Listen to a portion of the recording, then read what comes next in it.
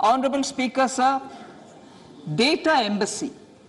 For countries looking for digital continuity solutions, we will facilitate setting up of their data embassies in GIFT IFSC.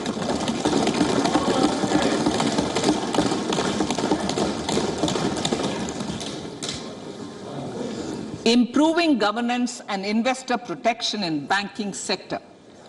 To improve bank governance and enhance investors' protection, certain amendments to the Banking Regulation Act, the Banking Companies Act, and the Reserve Bank of India Act are being proposed. Capacity building in securities market. Honorable Speaker, sir, to build capacity of functionaries and professionals in the securities market, SEBI will be empowered to develop, regulate, maintain and enforce norms and standards for education in the National Institute of Securities Markets and to recognize award of degrees, diplomas and certificates. A central processing center will be set up for faster response to companies through centralized handling of various forms filed with field officers under the Companies Act. Reclaiming of shares and dividends. For investors to reclaim unclaimed shares and unpaid dividends from the Investor Education and Protection Fund Authority with ease, from the Investor Education and Protection Fund Authority with ease, an integrated IT portal will be established. Digital payments continue to find wide acceptance. In 2022, they show an increase of 76% in transaction and 91% in value. Fiscal support for this digital public infrastructure will continue in 2023-2024. Azadi ka Amrit Mahotsav, Mahila Samman Bachat Patra. For commemorating Azadi ka Amrit Mahotsav, a one-time new small savings scheme, Mahila Samman Savings Patra or Savings Certificate, Mahila Samman Savings Certificate will be made available for a 2-year period up to March 2025. This will offer deposit facility up to 2 lakh in the name of a woman or girls for a tenure of 2 years at fixed interest rate of 7.5% with partial withdrawal option.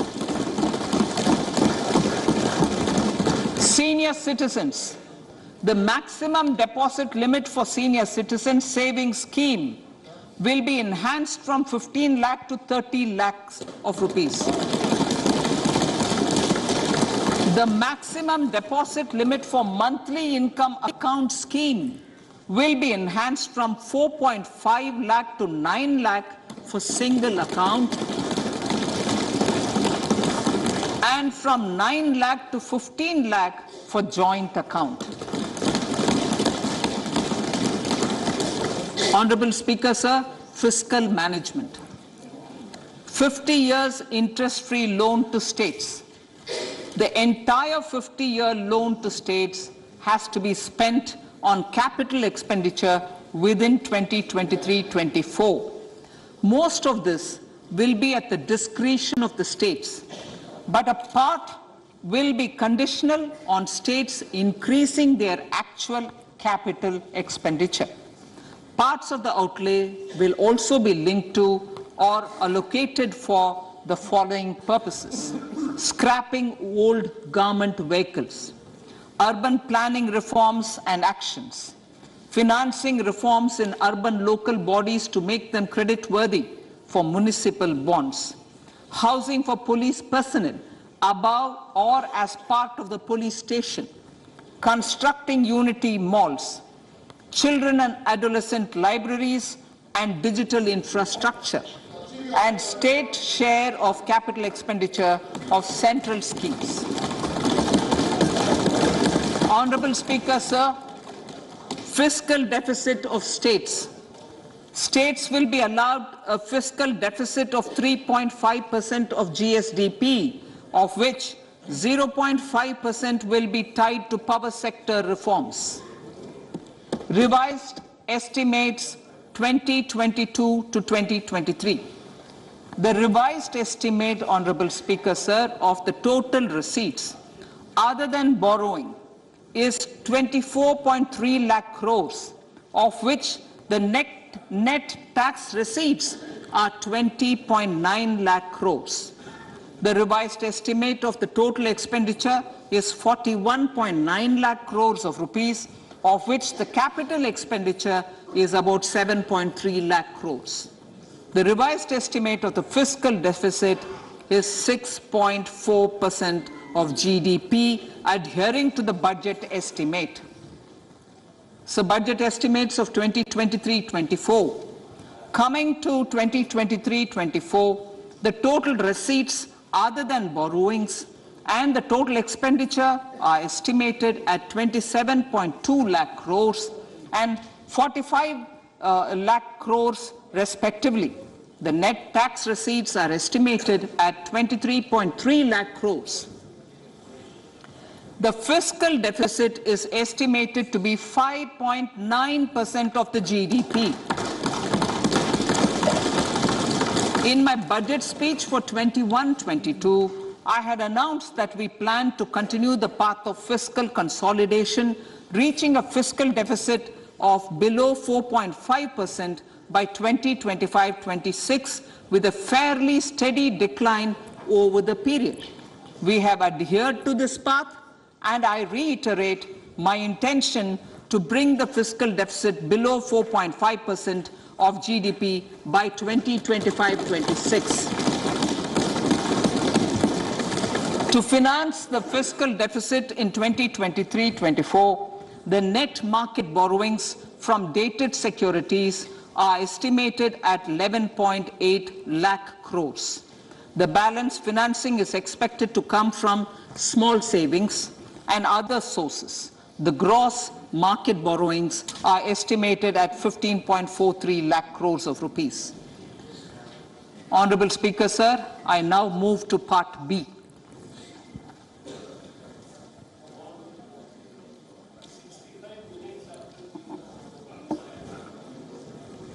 Indirect taxes. My indirect tax proposals will aim to promote exports, boost domestic manufacturing, enhance domestic value addition, encourage green energy and mobility. A simplified tax structure with fewer tax rates helps in reducing compliance burden and improving tax administration. I propose to reduce the number of basic customs duty rates on goods other than textiles and agriculture from 21 to 13. As a result, there are minor changes in the basic custom duties, cesses and surcharges on some items including toys, bicycle, automobiles and naphtha. Green mobility. To avoid cascading of taxes on blended compressed natural gas, I propose to exempt excise duty on GST paid compressed biogas contained in it.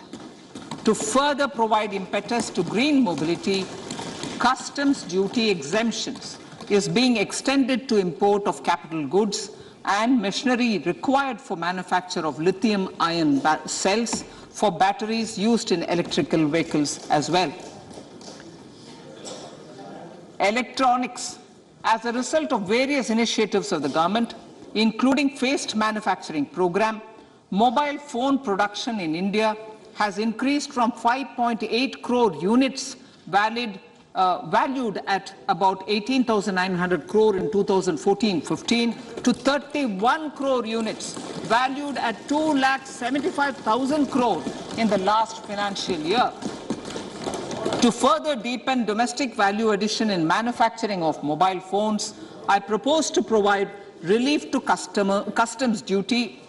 I propose to provide relief in customs duty on import of certain parts and inputs like camera lens and continue the concessional duty on lithium-ion cells for batteries for another year. Similarly, to promote value addition in manufacture of televisions, I propose to reduce the basic customs duty on parts of open cells of TV panels to 2.5%. Electrical, to rectify inversion of duty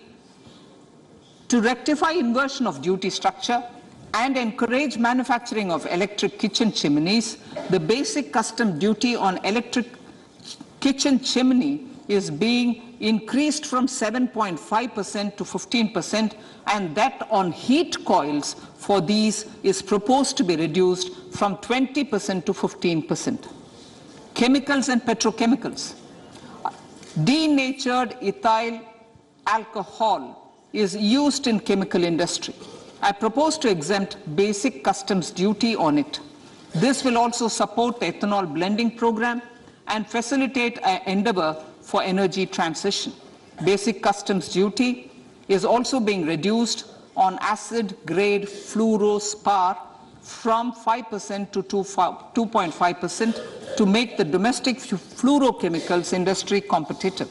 Further, the basic customs duty on crude glycerin for use in manufacture of epichlorohydrin is proposed to be reduced from 7.5% to 2.5%. Marine products.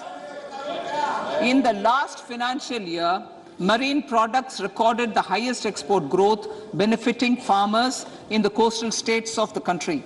To further enhance the export competitiveness of marine products, particularly shrimps, duty is being reduced on key inputs for domestic manufacture of shrimp feed. India is a global leader, as I said in Part A, in cutting and polishing of natural diamonds, contributing about 3/4 of the global turnover by value. With the depletion of deposits of natural diamonds, the industry is moving towards lab-grown diamonds, and it holds huge promise. To seize this opportunity, I propose to reduce the basic customs duty on seeds used in their manufacture. Custom duties on dore or dore and bars of gold and platinum were increased earlier this fiscal. I propose to increase the duties on articles made therefrom to enhance the duty differential. I also propose to increase the import duty on silver doors, bars and articles to align them with that on gold and platinum. To facilitate availability of raw materials for the steel sector, exemptions from basic custom duty on raw materials for manufacture of CRGO steel, ferrous scrap and nickel cathode is being continued. Similarly, the concessional BCD of 2.5% on copper scrap is also being continued to ensure the availability of raw materials for secondary copper producers who are mainly in the MSME sectors. Compounded rubber.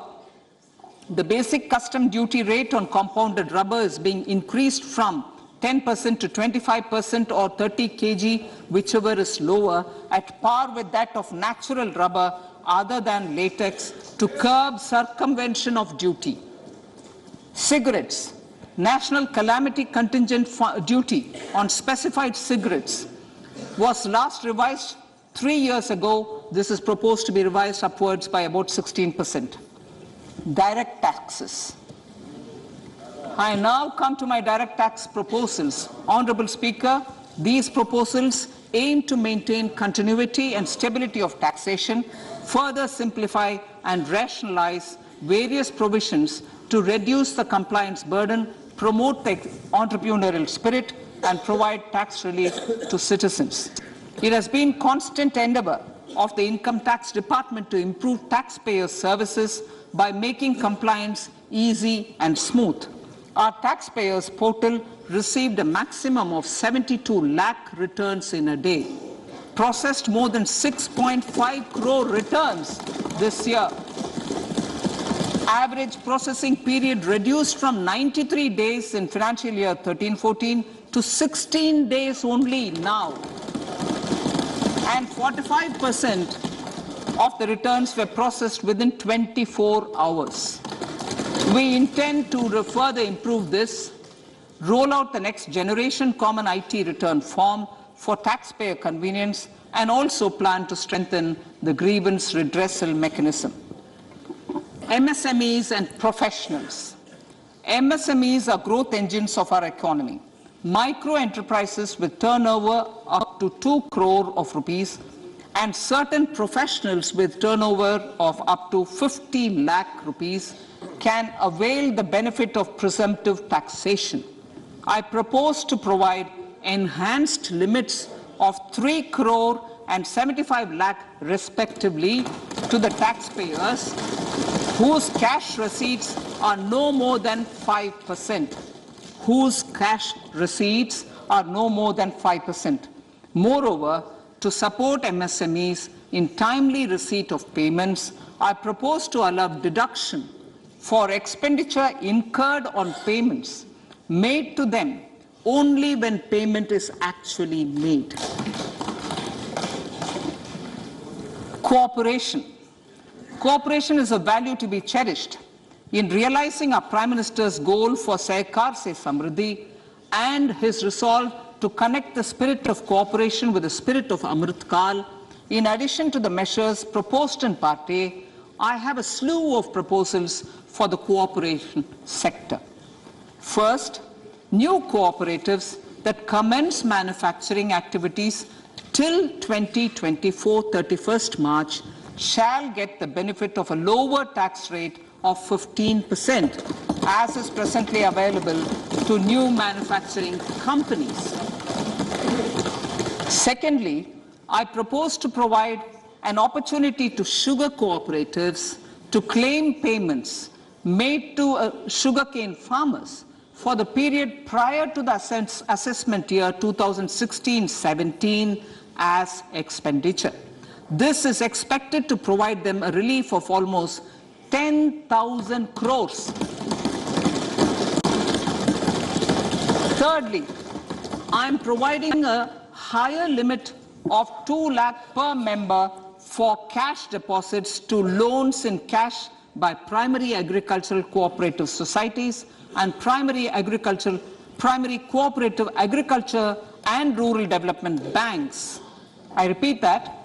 Thirdly, I am providing a higher limit of 2 lakh per member for cash deposits to and loans in cash by primary agricultural cooperative societies and primary cooperative agricultural and rural development banks. Similarly, a higher limit of 3 crore for TDS on cash withdrawal is being provided to cooperative societies. Startups.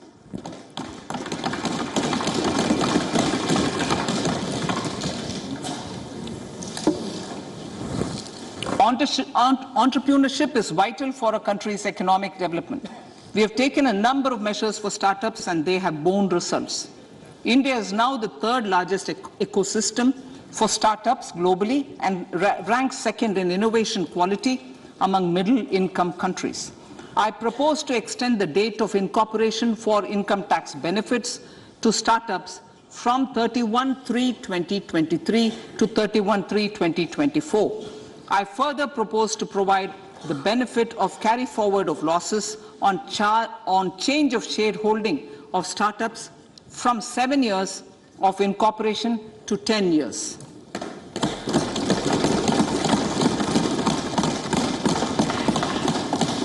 To reduce the pendency of appeals at commissioner level, I propose to deploy about 100 joint commissioners for disposal of small appeals. We shall also be more selective in taking up cases for scrutiny of returns already received this year. Better targeting of tax concessions. For better targeting of tax concessions and exemptions, I propose to cap deduction from capital gains on investment in residential house under Section 54 and Section 54F to 10 crores. Another proposal with similar intent is to limit income tax exemption from proceeds of insurance policies with very high value. Rationalization. Honorable Speaker, sir, there are a number of proposals relating to rationalization and simplification.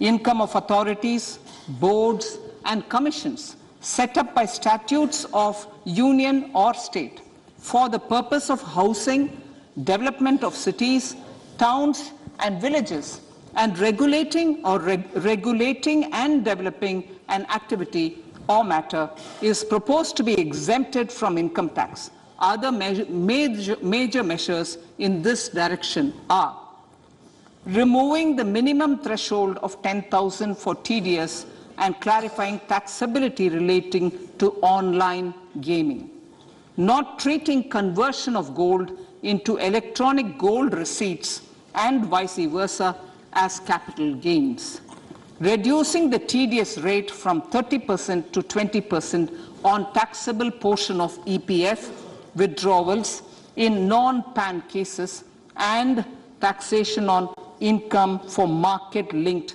debentures. Other major proposals in the finance bill relate to the following: extension of period of tax benefits to funds relocating to IFSC, GIFT City till 31/3/2025, decriminalization under Section 276A of the Income Tax Act, allowing carry forward of losses on strategic disinvestment, including that of IDBI Bank, and providing EEE status to Agnivir Fund. Personal income tax.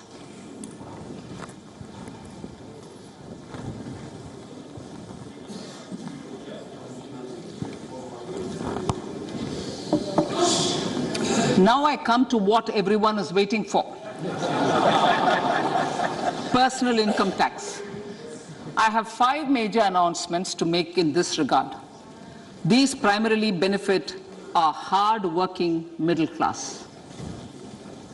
The first one concerns rebate. Currently, those with income up to 5 lakh do not pay any income tax in both old and new regimes. I propose to increase the rebate limit to 7 lakhs in the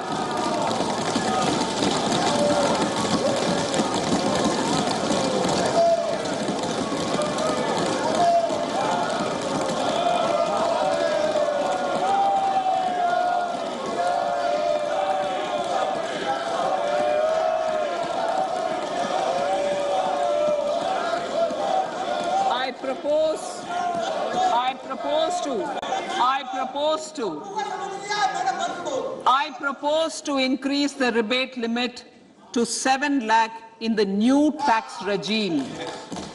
Thus, persons in the new tax regime with income up to 7 lakhs will not have to pay any tax at all. The second proposal relates to middle-class individuals. I had introduced in the year 2020 the new personal income tax regime with 6 income slabs starting from 2.5 lakh. I propose to change the tax structure in this regime by reducing the number of slabs to 5 and increasing the tax exemption limit to 3 lakhs. The new tax rates are 0 to 3 lakh, nil. 3 to 6 lakhs, 5%. 6 to 9 lakhs, 10%. 9 to 12 lakh, 15%. 12 to 15 lakhs, 20%. And above 15 lakhs, 30%. This will provide major relief to all taxpayers in the new regime. An individual with an annual income of 9 lakhs will be required to pay only 45,000 rupees. This is only 5% of his or her income. It is a reduction of 25% on what he or she is required to pay now. That is 60,000. So in the place of 60,000, it is now only 45,000. Similarly, an individual with an income of 15 lakh rupees would be required to pay only 1.5 lakh or 10% of his income or her income, a reduction of 20% from the existing liability of 1,87,500 rupees. third proposal is for the salaried class and the pensioners, including family pensioners, for whom I propose to extend the benefit of standard deduction to the new tax regime. Each salaried person with an income of 15.5 lakh rupees or more will thus stand to benefit by 52,500 rupees. My fourth announcement in personal income tax is regarding the highest tax rate, which in our country is 42.74%. This is among the highest in the world. I propose to reduce the highest surcharge rate from 37% to 25% in the new tax regime.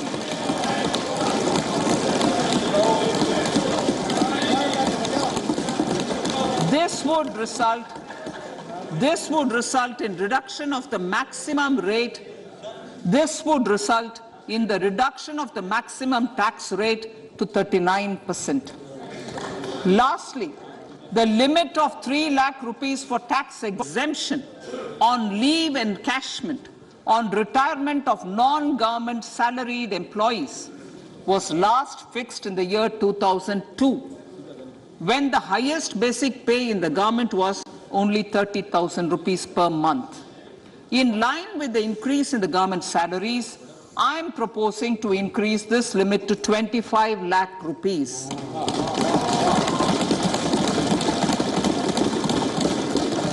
We are also making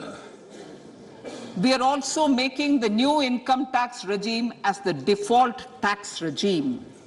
However, citizens will continue to have the option to avail the benefit of the old tax regime. Apart from these, I am also making some other changes as given in the annexure. As a result of these proposals, revenue of about 38,000 crore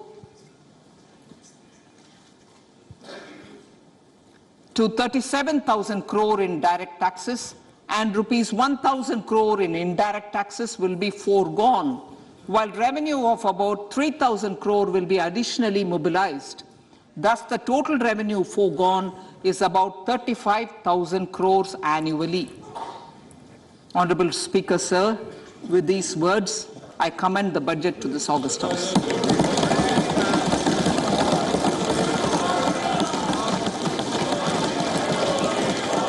1 hour, 25 minutes.